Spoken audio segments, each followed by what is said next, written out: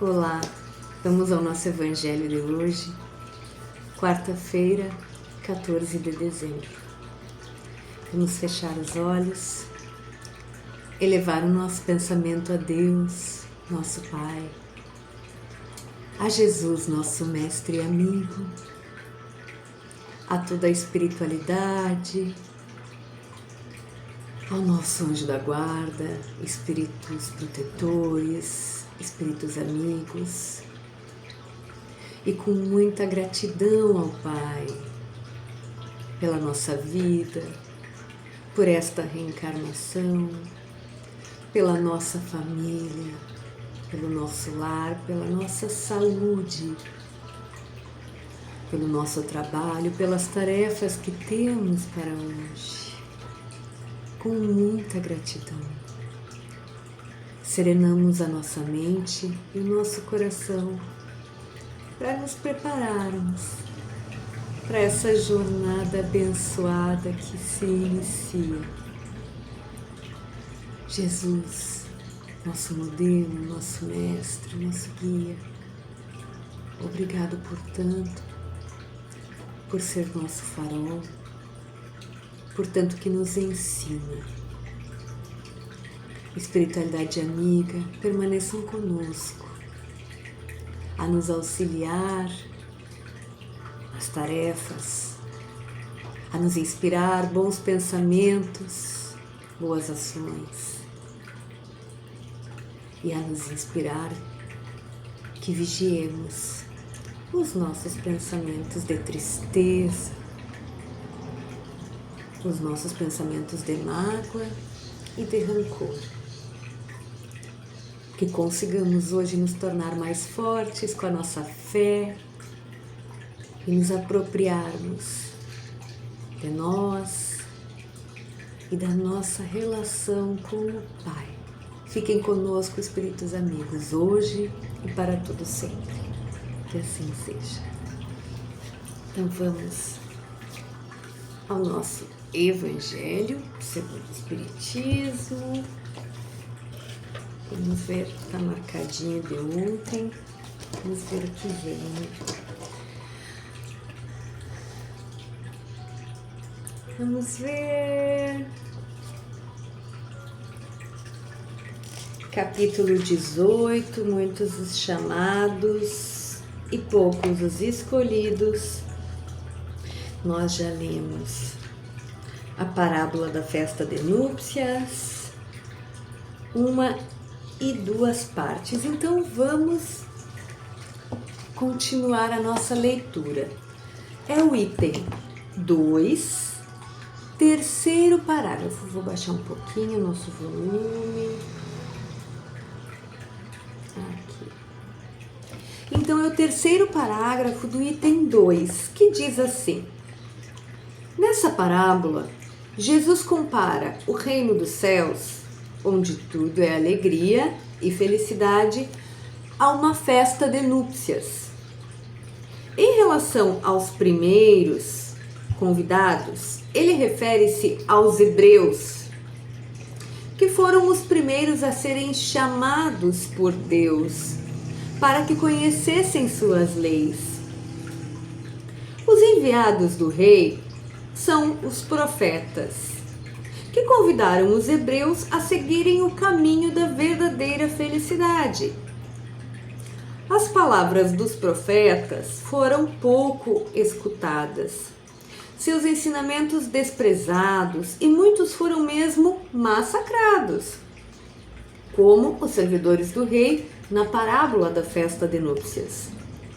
Os convidados que deixaram de comparecer, alegando que tinham que cuidar dos seus campos e dos seus negócios, simbolizam as pessoas absorvidas pelos problemas materiais e que não dão importância às coisas espirituais. Os judeus daquela época acreditavam que a sua nação deveria ter o domínio sobre todas as coisas. Deus não tinha prometido a Abraão que seus descendentes cobririam toda a terra?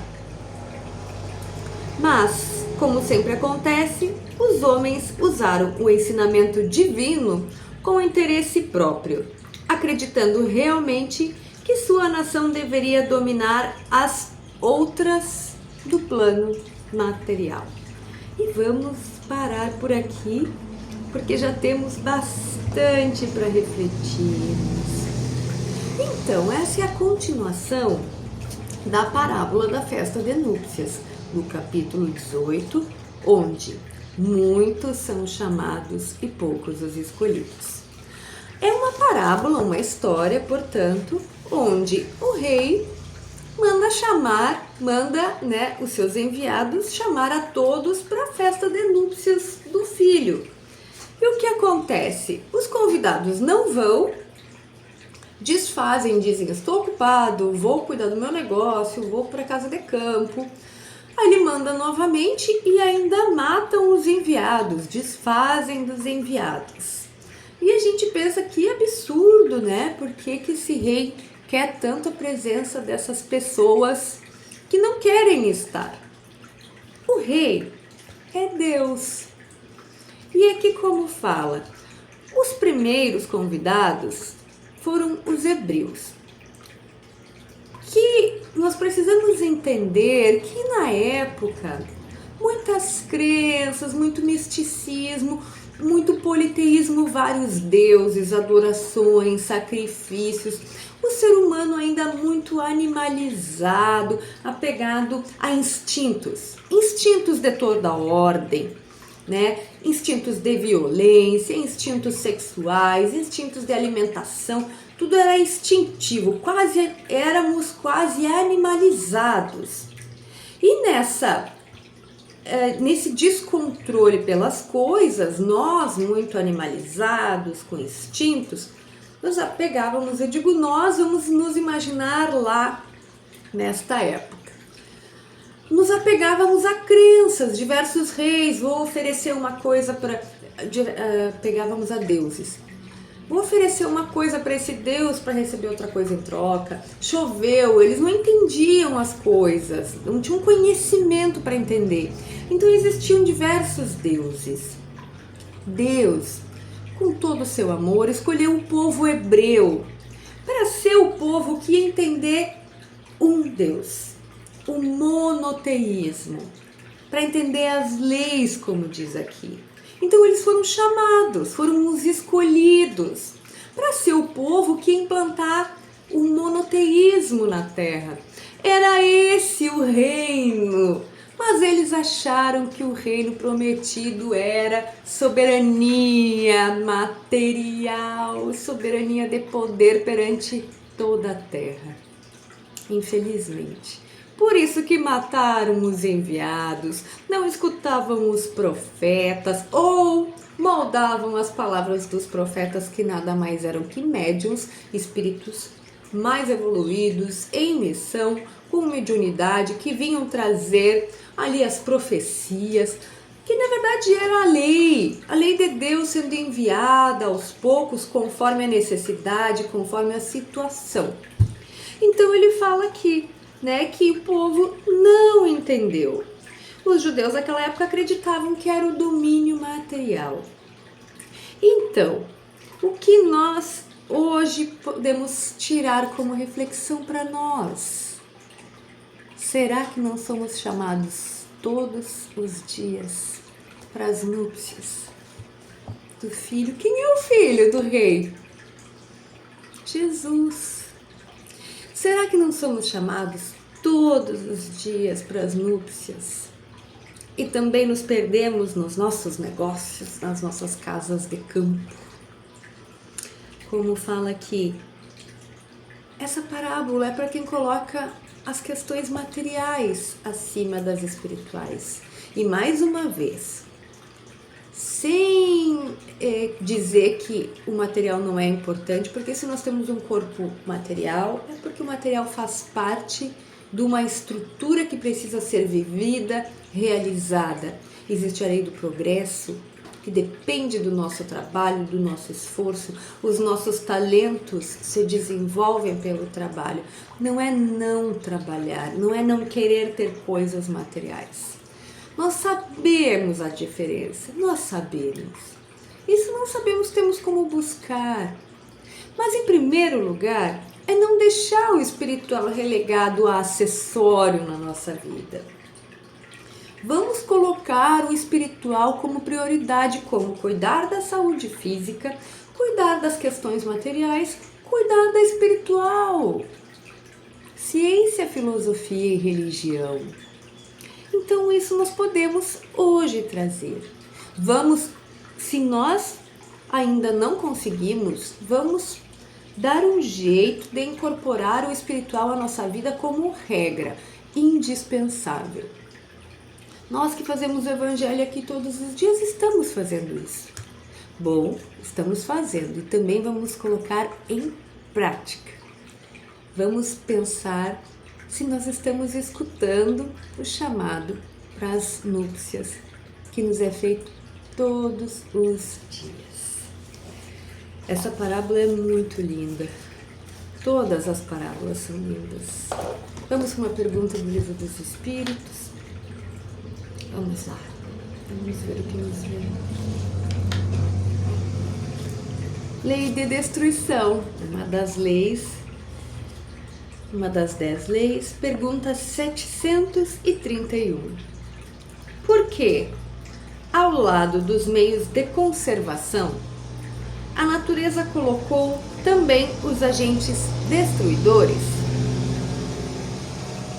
Isso foi a pergunta de Kardec. E a resposta dos espíritos? É o remédio ao lado do mal. Já dissemos, os meios de conservação foram colocados ao lado dos agentes destruidores para manter o equilíbrio e servir de contrapeso. Então, a lei de destruição é uma lei e a lei de conservação também existe para contrapor. Nós já falamos um pouquinho aqui, se nós não tivéssemos esse instinto da lei de conservação, a vida física para nós não valeria nada.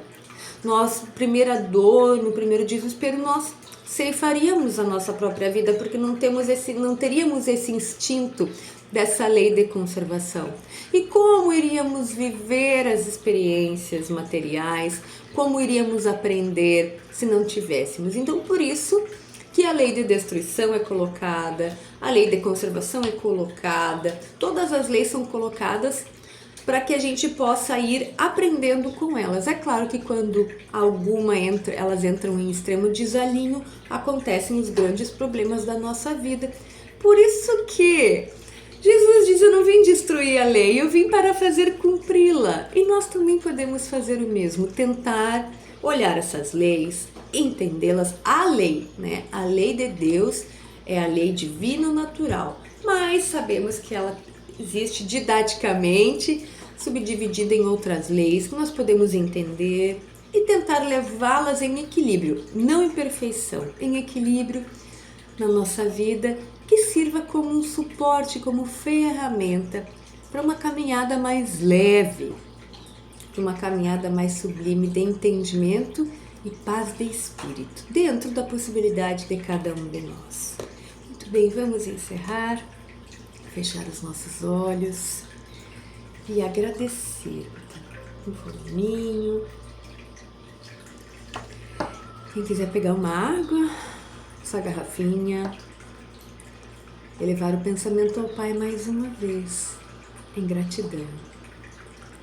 E suplicamos, Pai, que nós possamos hoje ter uma jornada de aprendizado, de amor para conosco, para com o próximo.